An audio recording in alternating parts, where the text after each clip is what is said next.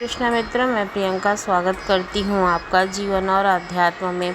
संगत जी, बहुत पुरानी बात है। बाबा जी जगह जगह अपनी संगत करने के लिए और अपने भक्तों को अपने दर्शन देने के लिए जाया करते थे। एक नगर में किसान रहता था, उसके 3 बेटे थे। जब ये बड़े हो गए तो उसने अपने तीनों बेटों से कहा कि मेरे बच्चों, अब तुम लोग बड़े हो गए हो, सो अब तुम लोगों को शादी कर लेनी चाहिए। अच्छी अच्छी लड़कियां ढूंढो और शादी कर लो। इसलिए जो भी लड़की तुम लोग अपने लिए चुनोगे, पहले मैं उसका इम्तहान लूँगा, फिर मैं तुम्हारे लिए अच्छी पत्नी कौन बनेगी उसके बारे में बताऊँगा। उसके बाद तुम्हें अपनी चुनी हुई लड़की से विवाह करने की इजाज़त मिलेगी। उसके बेटों ने पूछा, पर वे हमें मिलेगी कहाँ पिताजी? पिताजी बोले, मैं चाहता हूँ कि तुम तीनों एक पेड़ काटो और फिर जिस दिशा में तुम्हारा पेड़ कटकर गिरे, तुम उसी दिशा में अपनी पत्नी की तलाश में जाओगे। अगर तुम्हारे उस दिन में बहुत दूर भी जाना पड़े तो मुझे यकीन है कि तुम लोगों को अपनी पत्नी मिल जाएगी। सबसे बड़े बेटे ने जो पेड़ काटा वह पेड़ पूरब की दिशा में गिरा। वह बोला, यह तो बहुत अच्छा है। मुझे मालूम है कि पूरब में बहुत ही प्यारी सी लड़की रहती है। मैं उसके घर जाऊंगा, उससे शादी के लिए पूछूंगा और फिर उससे ही विवाह कर लूँगा। बीच वाले बेटे का काटा हुआ पेड़ पश्चिम की तरफ गिरा तो वह भी बोला, यह तो बहुत अच्छा है। मुझे मालूम है कि पश्चिम दिशा में बहुत ही अच्छी लड़की रहती है। मैं उसके घर जाऊंगा, उससे अपने विवाह के बारे में बात करूंगा, फिर अगर वो राजी हो गई तो विवाह कर लूँगा। जब तीसरे सबसे छोटे बेटे ने अपना पेड़ काटा तो वह उत्तर दिशा में गिरा। यह देख करके उसके दोनों बड़े भाई हंस पड़े, क्योंकि वे जानते थे कि उत्तर दिशा की तरफ तो केवल जंगल और बर्फ़ है, उस तरफ कोई भी लड़की कहाँ से होती। वे बोले, तुझे तो किसी हिरन या भेड़िए से विवाह करना पड़ेगा, क्योंकि उत्तर में तो कोई लड़की रहती ही नहीं है। फिर भी सबसे छोटा बेटा अपने पिता की इच्छा अनुसार अपनी पत्नी ढूंढने के लिए उत्तर दिशा की ओर चल पड़ा। दोनों बड़े भाइयों ने अपने पिता का घर छोड़ा और उस लड़की के पिता के लिए कुछ भेंटें ली जिससे वे शादी करना चाहते थे, और कुछ भेंटें अपनी होने वाली पत्नियों के लिए ली ताकि वे उन्हें खुश कर सकें, और अपनी अपनी दिशाओं में निकल पड़े। छोटा लड़का भी जंगल से होता हुआ उत्तर की ओर चल दिया। हालांकि वह जानता था कि उसे उधर कोई लड़की मिलने वाली नहीं है तो उसकी पत्नी बन सके, फिर भी वह उस जंगल में बहुत दूर तक चलता ही चला गया। आगे जाकर वह झोपड़ी के पास पहुंचा। उस झोपड़ी को देखकर उसका दिल तेजी से धड़कने लगा। उसे शायद लगा कि उत्तर में भी लड़की रह सकती है। उसने झोपड़ी का दरवाज़ा खटखटाया तो दरवाज़ा खुला। वह उसके अंदर घुसा तो उसने देखा कि झोपड़ी तो खाली थी। वहाँ तो बस एक छोटी सी चूहिया एक मेज़ पर बैठी हुई थी। लड़के ने खुद से कहा, अरे यह तो कोई नहीं है। उस छोटी चूहिया ने कहा, मैं यहाँ हूँ। वह मेज़ पर बैठी अपने पंजों से अपनी मूछें संवार रही थी। पर तुम तो एक छोटी सी चूहिया हो। मुझे तो आशा थी कि मुझे यहाँ पर एक सुंदर सी लड़की मिलेगी जिसे मैं अपनी पत्नी बनाऊंगा। तब उसने उस चूहिया को अपने और अपने भाइयों की शादी के बारे में अपने पिता की इच्छा बताई। फिर वह बोली, मुझे मालूम है कि वे लोग तो शादी कर ही लेंगे, पर मैं भी यह नहीं चाहती कि मेरे पिता मेरे तरफ से नाउम्मीद हों कि मैं अपनी पत्नी नहीं ढूंढ सका। छोटी चूहिया बोली, तुम मुझे अपनी पत्नी बनाने के लिए क्यों नहीं कहते हो? यहाँ उत्तर में तो कोई लड़की रहती नहीं है, पर मैं तुमसे विवाह अवश्य करूँगी और तुम्हारे लिए वफादार भी रहूँगी। लड़के ने उस छोटी चूहिया को अपने हाथ में उठाया। चूहिया ने अपनी मीठी आवाज़ से गाना शुरू कर दिया। लड़का उस छोटी सी चूहिया को पसंद किए बिना नहीं रह सका। इसके अलावा वह अपने पिता को नाउम्मीद भी नहीं करना चाहता था। वह बोला कि ठीक है ओ छोटी चूहिया, मैं अपने पिता से जा करके कह दूंगा कि मुझे अपनी पत्नी मिल गई है। यह सुन करके चूहिया बोली, पर तुम्हारे लिए एक चूहिया से विवाह करना बहुत मुश्किल होगा।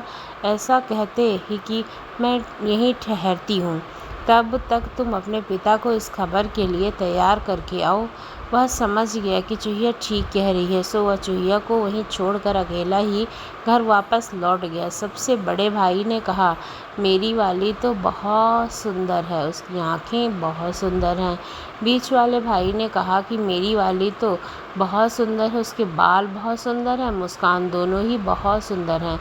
तुम्हें शादी करने के लिए कोई लोमड़ी या भेड़िया मिला क्या? दोनों भाइयों ने छोटे भाई से पूछा। छोटे लड़के ने उनसे इतनी ज़ोर से कहा ताकि उनके पिता भी सुन लें, तुम लोग मेरी चिंता मत करो, मुझे भी एक प्यारी सी और नाजुक सी चीज़ मिल गई है और वह मखमल के कपड़े पहनती है। मखमल के कपड़े कहकर उससे दोनों भाई ज़ोर से हंस पड़े। तुम्हें लगता है कि उस उत्तर दिशा में जंगल और बर्फ़ में कोई राजकुमारी ढूंढ ली है तुमने? छोटा लड़का बोला, हाँ, मखमल के कपड़े बिल्कुल राजकुमारियों की तरह, और जब वह मेरे लिए गाती है तो उसकी मीठी आवाज़ तो मुझे बहुत ही अच्छी लगती है। यह सुनकर उसके दोनों बड़े भाई उससे जलने लगे कि उसके छोटे भाई को तो उत्तर में भी इतनी अच्छी लड़की कैसे मिल गई, पर इसमें वे क्या कर सकते थे। कुछ दिन बाद पिता बोले, मैं अभी भी यह तय नहीं कर पा रहा हूँ कि किसको सबसे अच्छी पत्नी मिली है, इसलिए मैं चाहता हूँ कि मेरी हर एक बहू मेरे लिए रोटी बनाए ताकि मैं यह देख सकूं कि वह तुम लोगों को ठीक से खाना खिला सकेगी या नहीं। सुनते ही दोनों बड़े भाई अपने छोटे भाई से बोले, मुझे मालूम है कि मेरी वाली सबसे अच्छी रोटी बनाएगी, पर छोटे तुम्हारी राजकुमारी। छोटे लड़के ने कहा, यह तो मुझे उससे पूछना पड़ेगा। पर असल में तो वह चिंता कर रहा था कि उसकी चूहिया रोटी बनाएगी भी कैसे। फिर भी वे तीनों भाई एक साथ घर से निकले और अपनी अपनी होने वाली पत्नियों से रोटी बनवाने के लिए। चूहिया ने जब लड़के को वापस आते देखा तो वह तो गाने नाचने लगी, और जब उसने आ करके उसे यह बताया कि उसे रोटी बनानी, तो वह हंस पड़ी। लड़का बोला, मैं तो तुमसे यह कहते हुए डर रहा था कि तुम रोटी बना लो। वह फिर हंसी और एक छोटी सी घंटी बजाकर बोली, तुम्हें तुम्हारी रोटी ज़रूर मिलेगी, बस ज़रा सा इंतज़ार करो। और उसने देखा कि छोटी चूहिया की घंटी बजाते ही दरवाजे से सैकड़ों की तादाद में चूहे चले आ रहे थे। छोटी चूहिया ने उनसे कहा, तुम सब जाओ और गेहूं के सबसे बढ़िया दाने लेकर के आओ। वे सब चूहे तुरंत ही वहां से भाग गए और कुछ ही देर में गेहूं के सबसे बढ़िया दाने लेकर वहां आए। छोटी चूहिया ने उन गेहूं के दानों को पीस कर रोटी बनानी शुरू कर दी। लड़के ने बड़े आश्चर्य से उस छोटी चूहिया को रोटी बनाते हुए देखा। अगले दिन तीनों भाई अपनी अपनी रोटियां लेकर आए, अपने पिता के पास पहुँचे। सबसे बड़ा भाई बाजरे की बनी रोटी लेकर आया था, बीच वाला भाई जौ की बनी रोटी लेकर आया था। पिता ने उन दोनों की रोटियां चखी और कहा कि उनकी होने वाली पत्नियों ने बहुत अच्छी रोटियां बनाई हैं। लड़कियों को जैसी रोटी बनानी चाहिए वैसी ही रोटियां बनाई गई हैं। वह संतुष्ट था कि शादी के बाद उसकी दोनों बहुएं उसके दोनों बेटों को ठीक से खाना खिलाती रहेंगी। तब छोटे लड़के ने अपनी रोटी अपने पिता को दी। पिता ने उसे भी देखा और चखा तो बोला, अरे यह तो बहुत सुंदर रोटी है, ज़रूर किसी अच्छे और महंगे अनाज की होगी। लगता है तुम्हारी होने वाली पत्नी बहुत अच्छे घर की है। छोटा लड़का बोला, उसने तो बस घंटी बजाई और उसके नौकर उसके लिए रोटी बनाने का आटा लेकर आ गए और उसने फिर रोटी बना दी। दोनों बड़े भाई बहुत खुश हुए और जब उनके पिता ने कहा, अब हम एक और इम्तहान लेंगे, तुम सबकी होने वाली पत्नियों को एक काम और करना पड़ेगा। मैं देखना चाहता हूँ कि वे सिलाई भी कर सकती हैं या नहीं। तुम लोग उनके हाथ के बुने हुए कपड़े का नमूना लेकर आओ। यह सुनकर दोनों बड़े भाई तो अत्यंत खुश हुए, क्योंकि वे जानते थे कि उनकी होने वाली पत्नियां कपड़ा बुनना जानती थीं। पर वे यह भी तो सोच भी नहीं सकते थे कि कोई राजकुमारी भी कपड़ा बुन सकती है। तो उनके छोटे भाई का क्या होगा? छोटे भाई भी चिंतित थे। वह भी वही सोचता था कि कोई चूहिया भी कपड़ा बुन सकती है क्या? फिर भी वह सोचकर मुस्कुराया कि अगर वह चूहिया कपड़ा ना भी बुन सकेगी तो भी कम से कम वह बोलने वाली चूहिया से फिर से मिल तो सकेगा। जब वह चूहिया के पास पहुंचा तो चूहिया उसे देखकर फिर बहुत खुश हो गई, परंतु तुरंत ही उसके हाथों पर चढ़ गई और वह नाचने लगी। वह बोली, मैं तुम्हें देखकर बहुत खुश हूँ चूहिया रानी, लेकिन क्या तुम्हारे पिता को कुछ और चाहिए? चूहिया ने पूछा। हाँ, वह तुम्हारे हाथ के बने हुए कपड़े का नमूना देखना चाहते हैं।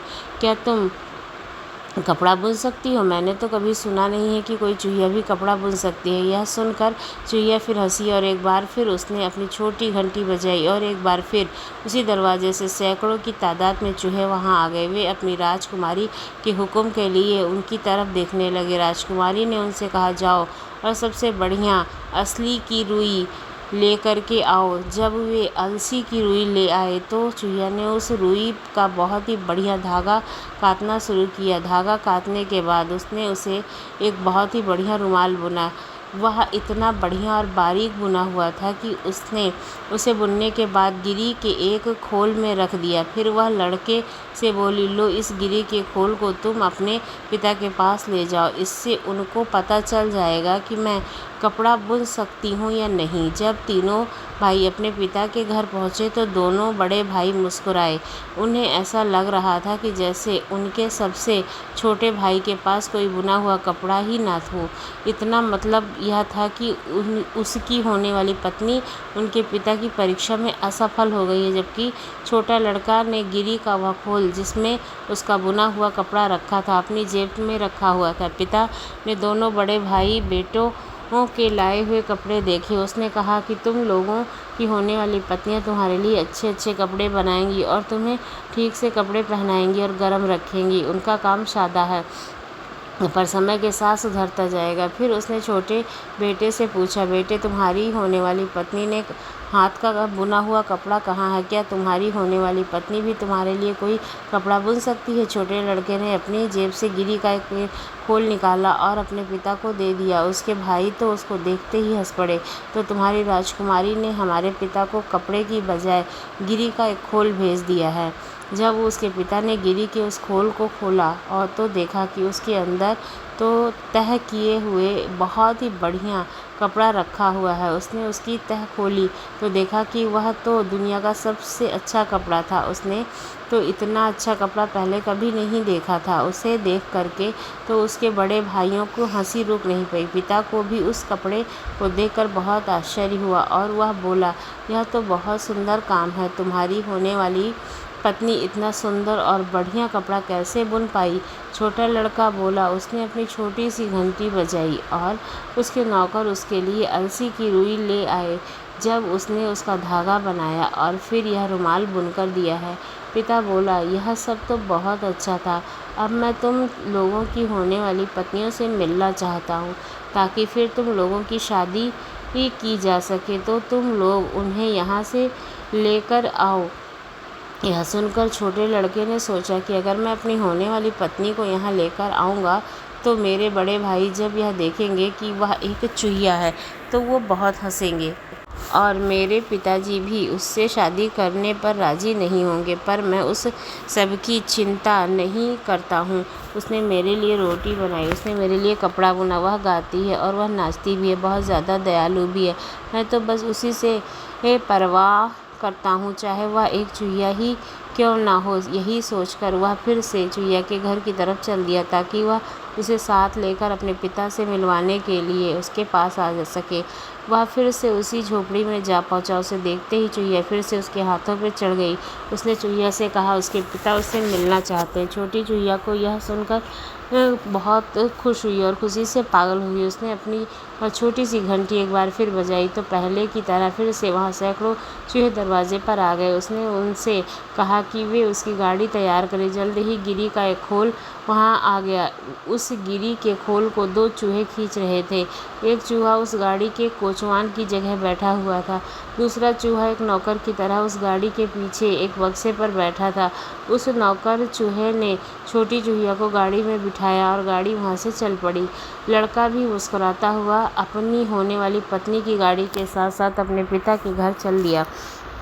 वह चूहिया से कहता जा रहा था कि अरे भाई, मुझ पर हंस सकते हैं, यहाँ तक कि मेरे पिता भी शायद इस शादी से खुश नहीं होंगे, पर मैं इस बात की चिंता नहीं करता। मैं हमेशा तुम्हारी रक्षा करूँगा और तुम और मैं हमेशा खुश रहेंगे। मैं तुम्हें उसी तरह से रखूँगा जैसे कोई अपनी पत्नी को रखता है। जब वे जा रहे थे तो उन्हें एक पुल पार करना था।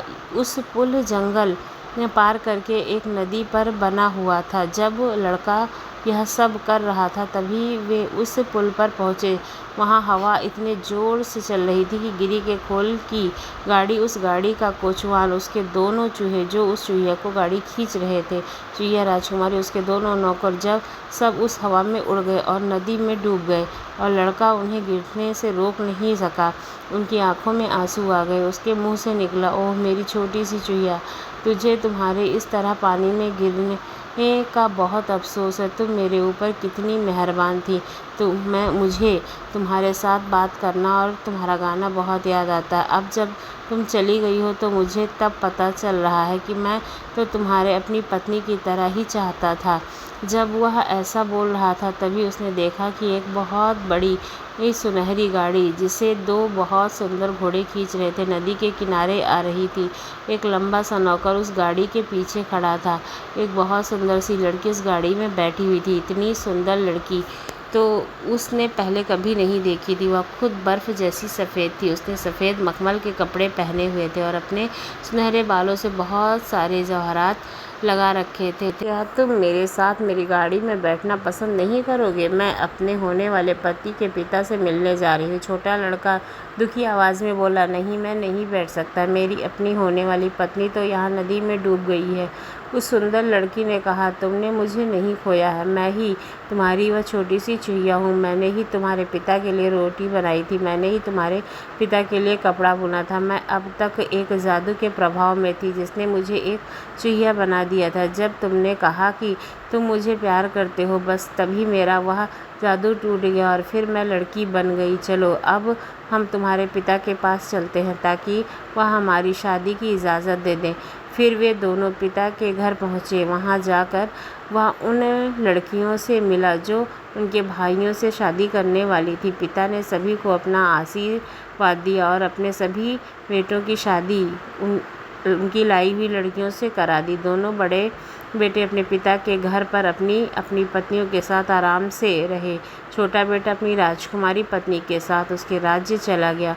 वहाँ से जब तक जिंदा रहे खुशी खुशी राज्य करते रहे और साथ में जीवन जीते रहे। तो दोस्तों, कभी भी विपरीत परिस्थिति में अपने धैर्य और संयम का साथ नहीं छोड़ना चाहिए। हमेशा धैर्य के साथ अपने कार्य पर कर्तव्य विमुख होते रहें। आपको ये कहानी कैसी लगी ज़रूर बताइएगा। अगर अच्छी लगी तो हमारे चैनल को सब्सक्राइब करना ना भूलिएगा। धन्यवाद।